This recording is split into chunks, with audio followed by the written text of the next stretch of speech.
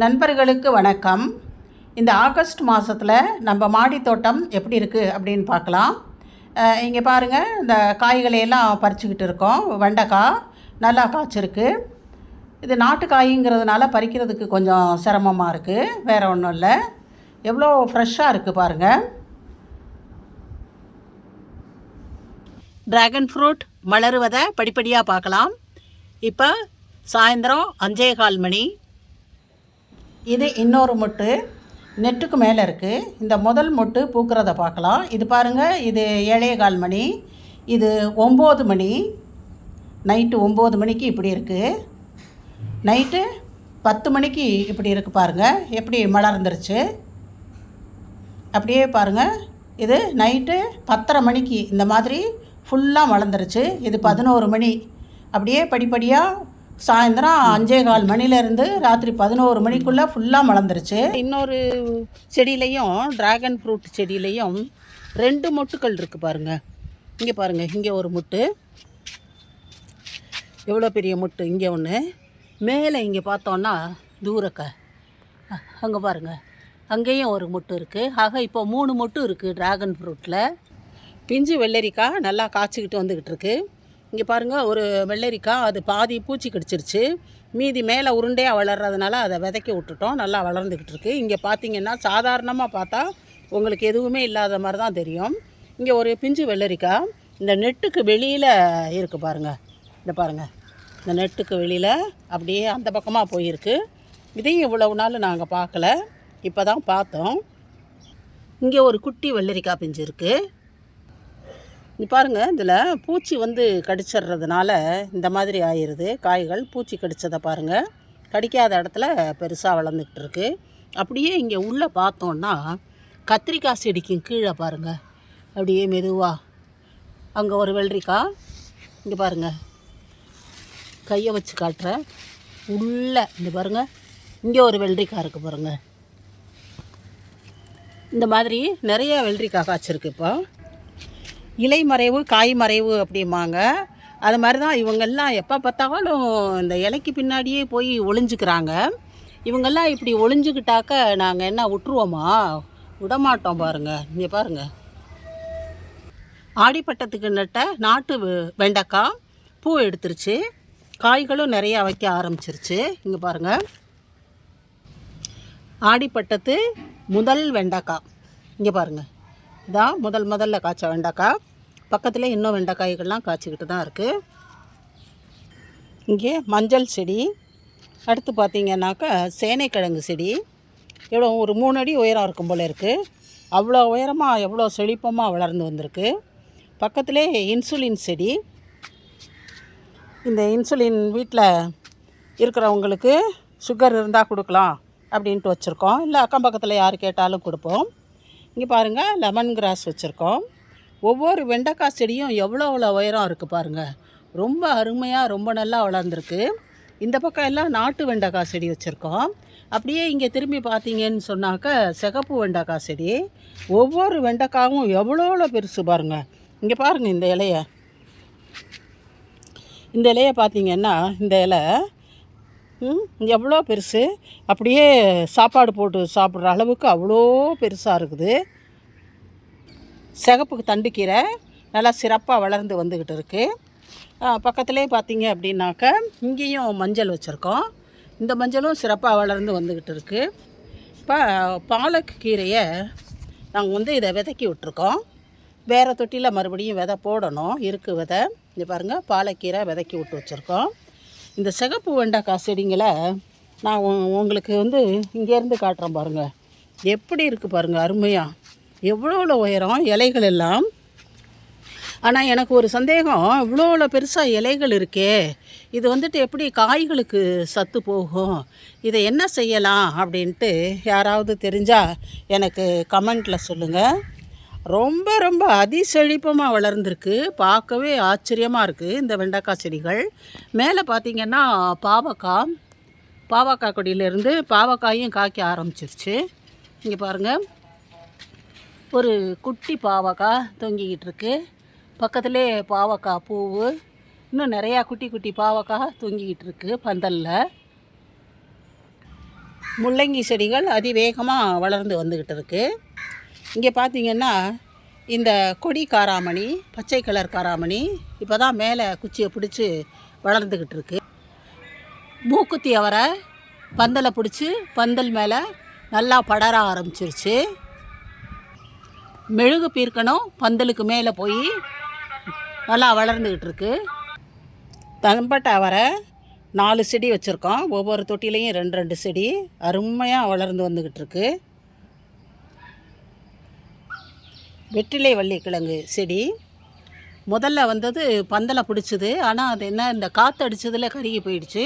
இதில் 2வதும் ஒரு பிரான்ச் இப்போ வளர்ந்து வந்துக்கிட்டு இருக்குது. செடி அவரை மொட்டில் பூச்சிகளை பாருங்கள், இங்கே பாருங்கள், ஓடி போயிடுச்சு எல்லாம். இதுக்கு இப்போ மருந்து அடிக்கணும். சாயந்தரத்தே பஞ்சகவியை அடிக்கலான்னு இருந்தேன். ஆனால் ரொம்ப ஹெவி ரெயின் வந்துருச்சு. நீங்கள் பாருங்கள், நிறைய மொட்டுக்கள் இருக்குது. செடி அவரை நடவு செய்த கத்தரிக்காய் செடிகள் நல்லா ஆரோக்கியமாக வளர்ந்து வந்துக்கிட்டு இருக்கு.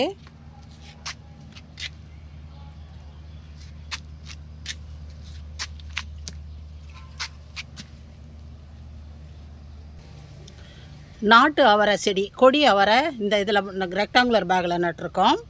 அடுத்து இங்கே சொரக்காயும் இதிலேயே நட்டிருக்கோம். புடலங்காய் செடி இந்த பிளாஸ்டிக் டப்பில் நட்டிருக்கோம்.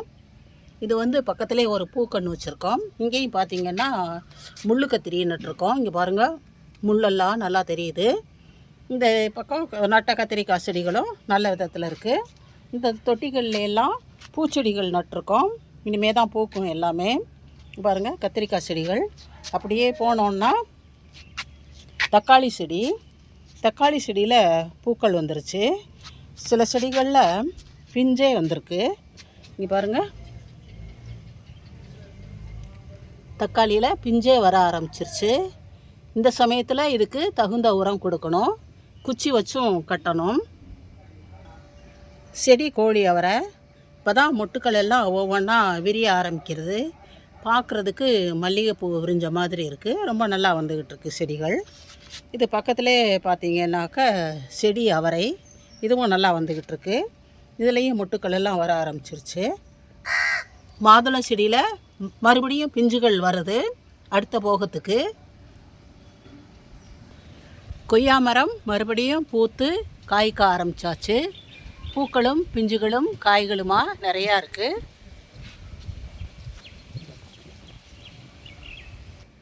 சாத்துக்குடி மரம் பழுத்து ஓஞ்சதுக்கப்புறம் இப்போ மறுபடியும் துளிர்க்கிறாங்க.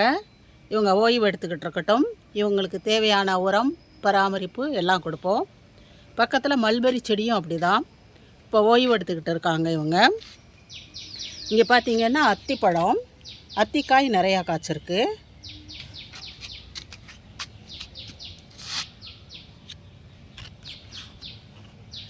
பாருங்கள், நிறைய அத்திக்காய்கள்.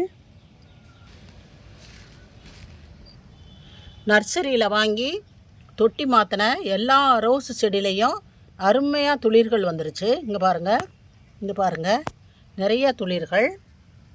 இது 7 days ரோஸ், கம்ப்ளீட்டாக நல்லா துளிர் வந்துருச்சு. இந்த தடவை திராட்சை நல்லா காய்ச்சிருக்கு. இருந்தாலும் போன வருஷம் காய்ச்ச அளவுக்கு திராட்சை காய்ப்பு இல்லை. இங்கே பார்த்திங்கன்னா கத்திரிக்காயெல்லாம் நிறையா காய்ச்சிருக்கு. கொத்து கொத்தாக தொடர்ந்து காய்ச்சிக்கிட்டு வருது. அந்த கத்திரிக்காயெல்லாம் தைப்பட்டத்துக்கு வச்சது தான். மாதுளையும் நல்லா காய்ச்சிக்கிட்டு இருக்குது. இப்போ பார்த்திங்கன்னா டேபிள் லைம் இதுவும் நல்லா காய்ச்சிக்கிட்டு இருக்கு. கொய்யாப்பழம், கொய்யாக்காய் நிறைய மொட்டுக்கள் வச்சுருக்கு. இது இன்னொரு செடி. மல்லிகைப்பூ தொடர்ந்து பூத்துக்கிட்டு தான் இருக்குது எங்கள் தோட்டத்தில். அப்பப்போ கவாத் பண்ணுறோம். எவ்வளோ மொட்டுக்கள் இருக்குது பாருங்கள். அடுத்து பக்கத்தில் பார்த்திங்கன்னா கரும்பு ரொம்ப செழிப்பமாக நல்லா வளர்ந்துக்கிட்டு இருக்கு. போன வருஷம் கரும்பு அறுவடை பண்ணதுக்கப்புறம் இது பேபிகார்ன் செடி. இந்த பக்கத்தில் இருக்கிறது வந்துட்டு சிகப்பு சோளம். இன்னும் 2 சிகப்பு சோளம் இங்கே வச்சுருக்கோம் பாருங்கள். இது நல்லா பெருசாக வளர்ந்துக்கிட்டு வந்துருச்சு. பேரப்பட் வால் மேலே பைனாப்பிள், கத்திரிக்காய், சேப்பங்கிழங்கு, காந்தாரி மிளகா, சம்பங்கி, சிகப்பு சோளம், பக்கத்திலே பேபிகார்ன், அப்புறம் அந்த பக்கமும் பைனாப்பிள் செடிகள் நிறையா இருக்குது.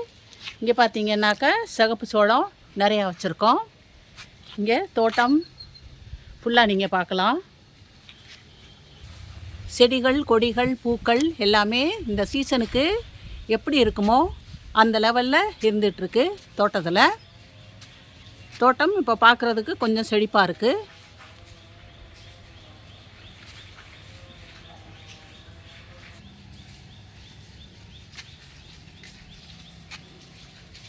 பாருங்கள், அப்படியே ஒரு ரவுண்டு சுற்றி காட்டிடுறேன் தோட்டத்தை.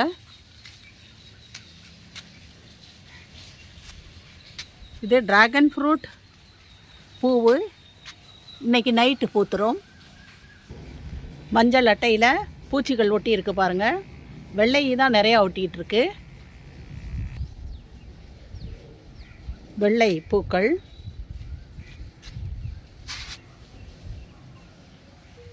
தைப்பட்ட சிகப்பு வெண்டைக்காய் இன்னும் காய்ச்சிக்கிட்டு இருக்கு. இதை விதைக்காக விட்டுருக்கோம். எல்லாத்துக்கும் மேலே ஹைலைட் மறுஜென்மம் எடுத்த இந்த ஸ்டார் ஃப்ரூட் ட்ரீ.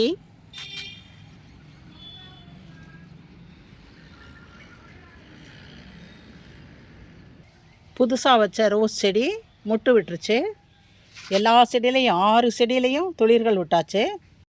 வீட்டு தோட்டத்தில் பாரிஜாதம் அருமையாக பூத்துக்கிட்டு இருக்கு. நிறையா மொட்டுக்களும் இருக்குது. இங்கே பாருங்கள், வாழை மரத்துலேருந்து இப்போ வாழைப்பூ கட் பண்ணி எடுக்க போகிறோம் நாங்கள். இந்த 2 மரம் தார் போட்டிருக்கு. தார் போட்டு முடிஞ்சிருச்சு. இப்போ எடுக்கிறோம் பாருங்கள் வாழைப்பூவை. எடுத்து இதை சமையலுக்கு வச்சுக்கலாம். ஒரு பூ எடுத்துட்டோம், இன்னொரு பூவும் எடுத்துக்கிட்டு இருக்கோம். இந்த வீடியோ பிடிச்சிருந்தா லைக் பண்ணுங்கள், ஷேர் பண்ணுங்கள், கமெண்ட் பண்ணுங்கள், சப்ஸ்கிரைப் பண்ணுங்கள். நன்றி, வணக்கம்.